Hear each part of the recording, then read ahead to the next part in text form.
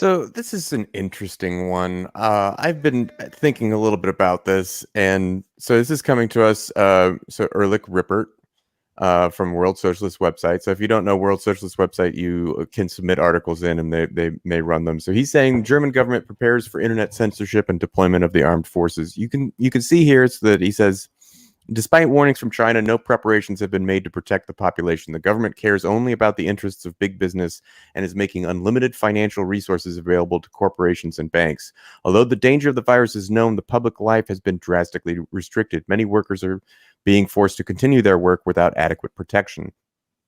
So that's a little bit of a slanted intro there, but it's not entirely inaccurate, right? And I think we're seeing the same thing with our government here in the United States. But that said, he's looking here. So at the beginning of this week, Lower Saxony's State Interior Minister Boris Pistorius, Social Democratic Party, called for sanctions against the distribution of so-called fake news in connection with the coronavirus pandemic. He demanded that the government urgently intervene, saying it must be prohibited to publicly spread false allegations about the supply situation of the population, medical care or cause, ways of infection, diagnosis, and therapy of COVID-19. So according to Pistorius, the government must examine whether bans could already be based on the infection protection law. If not, the penal code or the law on administrative offenses should be amended as quickly as possible. So what he's saying, though, is that the greatest misinformation is currently being spread from the government itself. It claims the German healthcare system is well prepared for the spread of the pandemic and no one need worry. For weeks, the government played down the dangers. Now that reality has refuted its propaganda, any criticisms of it is to be criminalized and suppressed. If Pistorius has his way, the government will rigorously enforce its monopoly on information and opinion. This is a call for censorship and dictatorship. So he goes on and on. I generally understand his concern, and I think it presents an ethical question, right? Because you don't in a time where you do need some deference to experts and what they're saying, like the CDC here in America, and there might be some merit in attempting to quell mass panic by trying to calm people's fears, there's a sticky situation there. How do you adequately handle actually things are really messed up and we're not going to be able to adequately take care of everyone, please everyone be safe, might be more negative of a message than the government wants to send. But for them to also put in hooks where they could say, you're not saying something that we want, so we're going to censor you. That certainly rubs me the wrong way in my kind of American free speech absolutism, right? So it's kind of a tricky ethical question there. Is the government actually lying? To what degree do you trust the government? I think these are adequate concerns. I think they're being stated with a little bit of hyperbole. I think they're being exaggerated a little bit for dramatic effect.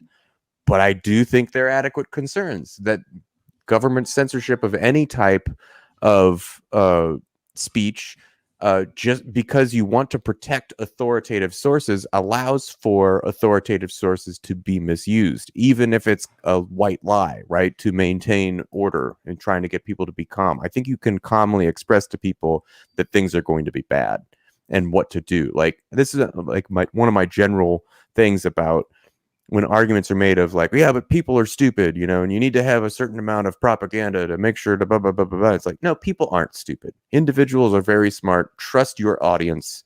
Mm-hmm. People can internalize things. When you start going down the road of like, people are stupid, that's just a self-congratulatory, like, make yourself feel better than others way of going. It's a seductive line of argument. Trust that people understand when you make information publicly available. People understand the need to avoid mass panic. Like, that's, I don't know. I'm struggling with this particular article. I, in general, agree that censorship is bad. I also think that people do need to be calm and people need to work together. So what is the most conducive way to doing that? I'm not 100% certain. But if I could chime in, look, people... Yeah. I think it's real easy to cast aside people and say like, oh, we're all going to panic. Well, the way the establishment media works, our most trusted news source is, they add to the panic. when they show images of stores with empty toilet paper, and they're only adding fuel to the fire. See, the thing is, then there's always this big upheaval from the government saying, oh, well, the people are going to panic. Can they control themselves? No, people are smart. Okay, it's just our media and just how information is presented to us from the establishment is how there's a big miscommunication, because then people don't know, because the establishment and corporate media made this system of misinformation. They made this system so that they can easily control people. They made this system so that no one would ever question any of their policies or decisions. The last thing we need right now is censorship of any form. And it shouldn't happen in any country. No, information needs to be available to the people because people need to know. And as soon as you start censoring information, you're going to open a door for something else to crawl on in. And it leads to authoritarian government, and it leads to propaganda. It leads to media that's only going to be working with the establishment. And I don't want to see that. No censorship, absolutely, because as soon as you have censorship in independent press or freedom of press, well, then look what happens to us. What happens to Hard Lens Media if that even comes here to this country? Then we're out. And then there goes Mikasa Sukasa, there goes Jimmy Dore, there goes TYT, there goes Graham Elwood, there goes Jimmy Dore, there goes Tim Black. I mean, and it's a whole huge crisis that we'll be walking ourselves into. And then when this crisis, especially the pandemic, passes, who's to say that censorship will never be lifted up? It won't. Yeah. I mean, to be fair, right? To be honest with you guys, this stuff is already happening with us. It happens because, I mean, look at when Paul runs stories about whistleblowers, and look at how far it puts us in the algorithm, right? Look how far they demonetize. I mean, the best way of I guess manipulating people to not make certain stories or certain videos is demonetize them, right? You or take quietly let them be algorithmed into oblivion. I mean, right? and so you as a YouTuber, as someone who looks at the numbers, you look at it and you're like, well, why is nobody watching it? Is it because it's a bad video? Typically it's not. I mean, I feel like if you want to make a video and it's important to you and you have an important message to put across, like, go ahead and do it. But they try really hard to demonetize, to put you at the bottom of the algorithm, to give you very minimal likes or minimal views is what I mean to say, so that I guess the next time you want to make another story about it or another video about it, you might think twice. Well, and that's corporate censorship, right? We've essentially legalized that. You're allowed to silence someone else as long as it's not the government that's silencing someone. That's how First Amendment things have been applied in the United States. My question, and I'm echoing others that have come before me, is in a corporate system of government, isn't corporate censorship basically the same thing as state censorship? When you drag Facebook and Google and Twitter into Senate hearings to say, how could you have let the Russians spend money on political ads? You need to cut down on the fake news. We don't like to hear from the plebeians so much. Then they algorithm people into oblivion and you have censorship. It's corporate censorship at the behest of government. It should be considered against the First Amendment, but it's not where we're at right now. Yeah, it's a shame.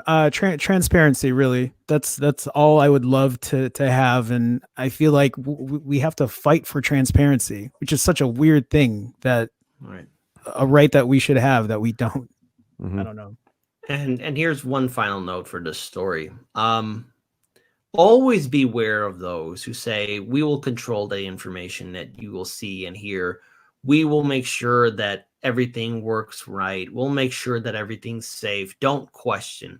No, from here on out, always question. That is the human nature, to always question, especially those in authority, because if we don't, we allow ourselves to become sheep. And that's the last thing any of us are. So, this is something that every American should be very concerned about, whether you're Democrat or Republican, Libertarian or Green, Socialist, liberal, doesn't matter, conservative, it doesn't matter. We got to have the freedom of the press and freedom of information.